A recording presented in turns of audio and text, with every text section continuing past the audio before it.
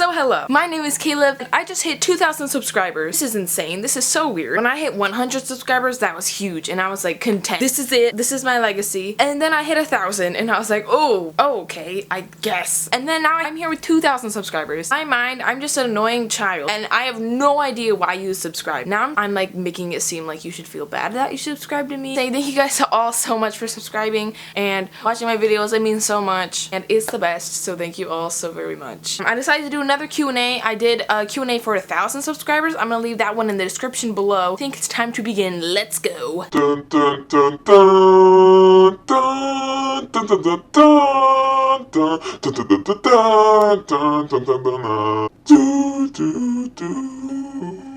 A book genre you hardly reach for. I normally don't read historical fiction. It's not like I have anything against it. It's more like there's not a lot of popular YA books that are historical fiction. I love history. It's not like I have anything against historical fiction. And the novel I've written is kind of historical fiction. Like there's no magic. It's just a made-up world. So I don't know if that counts or if that's fantasy. If you know any historical fiction books that you think I'd like, please let me know. Favorite Skylar sister. Angelica, she's pretty great. She's got some great raps. Satisfied is the best thing. But then Eliza is like a precious being, too pure for the world. Literally, all her songs are like 10 out of 10, would recommend. So I can't say Peggy. Peggy's definitely out of this. I'm gonna go with Eliza because she tells her story. How many books do you have on your shelf? I think they should count every book on the shelf. So like the ones that aren't on the shelf, they're not gonna count, okay? Because I have like 5 books not on the shelf. I think I should have counted these beforehand, but let's go. So I just counted all the books. The current number of books on my shelf is 228. That's all of them. If you could Freaky Friday 2 characters from your favorite book, which would it be?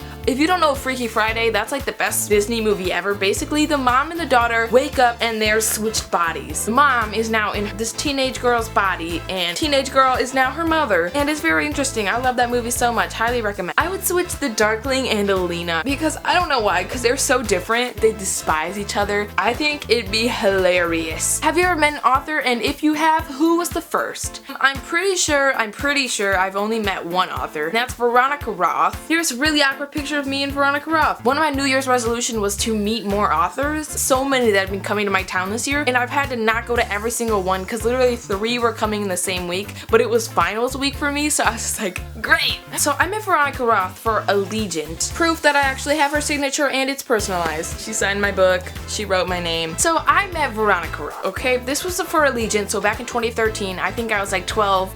I went up to her and I was like, okay, it's like, I'm gonna say something. You only have like this window of like 10-15 seconds when you meet an author. So I'm like, I'm gonna say something and then we're gonna hit it off and she's gonna be like, star in my movie. Like right when I walk up, she's like, hey, how are you? I'm like, I'm actually having a great day. It's so awesome to meet you. And then I don't know what she said. I don't know what she said. In the picture, I look mortified because she said something to me, but I like did not process it because I was like freaking out, like Veronica Roth right in front of me. And so now I didn't really say anything. I was just like, she was like looking at me as if I was supposed to say something, but I like did not hear what she said. So what if she was like star in my movie and I was just like. Also, Kiernan from the Booktuber was there, and Sasha from A Book Utopia was there, and I was subscribed to them both when I saw them. Instead of approaching them and being like, hey, how's it going? Love your videos.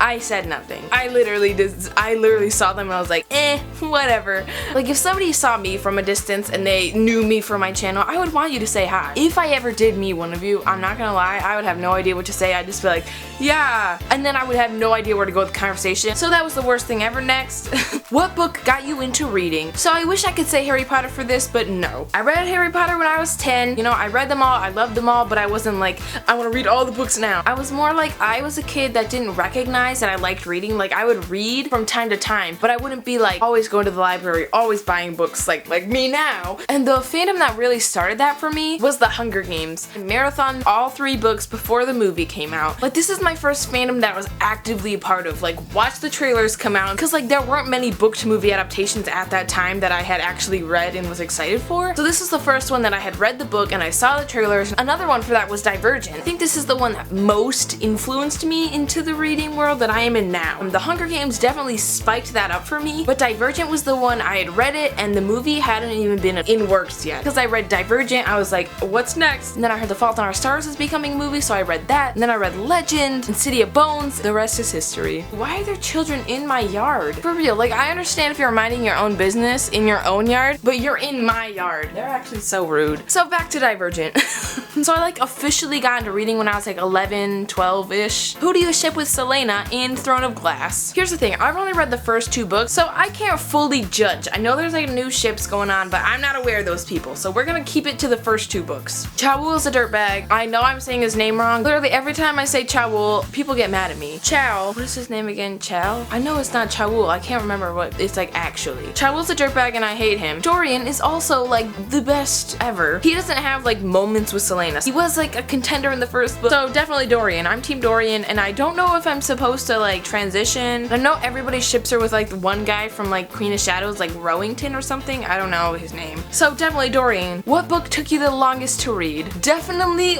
Order of the Phoenix. This book took me ages to read. I'd read the Harry Potter books over the course of 4th grade. I only read them at school, so I was pretty slow at reading them. Like, not even like I wasn't reading. I was reading a lot. I'd read like 10 pages a night, and that's it. And this book has like 800 pages. Then summer break happened and I didn't get to take it home, so I didn't read it all summer. The next school year started and I immediately started it again, and that took me like another month to read. A few weeks into that school year, I was like, I'm gonna finish this book, and I read like last like 150 pages, and I was like, ooh. So definitely this book. This took me a good, I want to say 6-7 months. What grade are you in? I literally get questions, how old are you, in every single video. I'm not gonna be calling anybody out here. I've said how old I am 10 times, and somehow I get a question, how old are you, on every single video. I'm not complaining. I'm definitely not complaining. Thank you so much for your comments. I'm gonna be a sophomore in high school this year. I just finished my freshman year. I am 15 years old. My birthday is on October 28th. I'm gonna be turning 16. Like when I was a kid, it was like, you're gonna be 16. It's gonna be awesome, you know? No.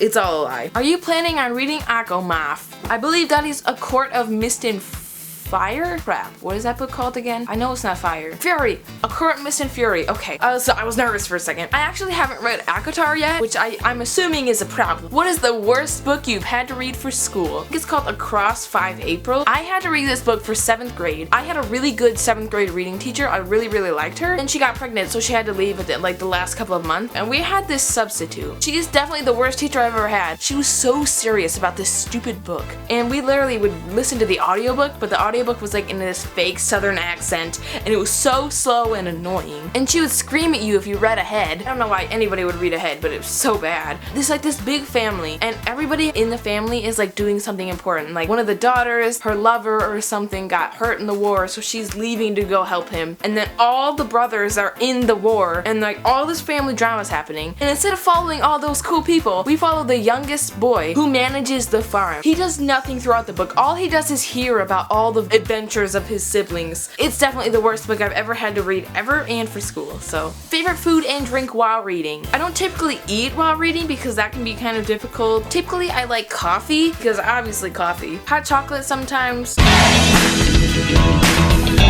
Welcome to the rapid fire Lanny questions. Her channel is Bibliosaurus Rex. Told her I was going to be doing a Q&A for my 2,000 subscriber video. She asked me a million questions, so we're going to answer those very quickly. If you could be a fruit, what fruit would you be? Maybe a banana. I like bananas. Name your most ultimate favorite Ninja Turtle. You know, I'm not very familiar with the Ninja Turtles. Never seen a Ninja Turtle movie. I've never seen any TV show, movie, anything. I don't know anything about them other than they're kind of nasty and they live in a sewer and eat pizza. Like me. Next, favorite childhood TV show. Definitely SpongeBob. It's never like on TV. I will search, like literally search SpongeBob episodes on Google and then just hope one comes up. Like I've been watching SpongeBob. I've been binge watching SpongeBob. Least favorite class from this year. All of the above. Why do people ship Draco and Hermione? No idea, but if you do, I don't really understand. It's kind of disgusting. I'm not calling you disgusting, but I really don't get it and it's kind of nasty. Why'd you choose the name Insane Reader? No idea. I'm pretty sure I wanted like crazy reader or something like that, but the name was taken. Putting in names. All the ones I wanted were gone. So I was gonna do my normal name, but then I was like, I don't want people searching my name and like finding my Facebook and stuff, like my private accounts. That's a synonym to crazy. So I was like, Insane Reader. It flows well, looks pretty nice. But also I'm like looking back at it now and I kind of regret it just a little bit. I'm not saying I regret making the channel. I regret the name.